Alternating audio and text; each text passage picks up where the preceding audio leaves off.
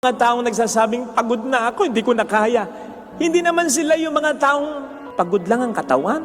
Sapagkat ang katawan, kahit lupay-pay yan, kahit may sakit pa yan, kahit hirap na yan, lalaban at lalaban pa rin yan. Magtatrabaho at magtatrabaho pa rin yan. Basta't inspired ang puso niyan, ang kalooban niyan. Kahit sino dito, mayroong pinagdaraanan. Yung iba sobrang mabibigat.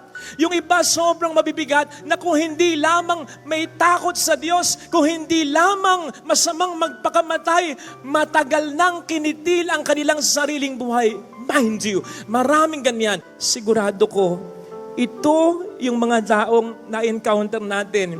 Nakangiti kahit paano, nakakatawa, nakakapustura. Pero sa loob-loob nila, ang bigat-bigat pala ng dinadala nila. Imagine encountering such kind of people, tapos susungitan mo. May mga taong ganyan talaga. Akala mo okay, akala mo malakas, akala mo walang problema. Nahihiya lang sila, natatakot lang sila, ayaw lang nilang mapahiya o makaabala.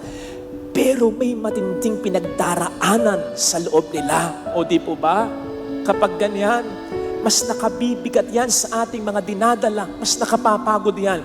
Yung mayroon kang pinagdaraanan na walang nakakaalam. O kung meron man, wala naman silang pakialam.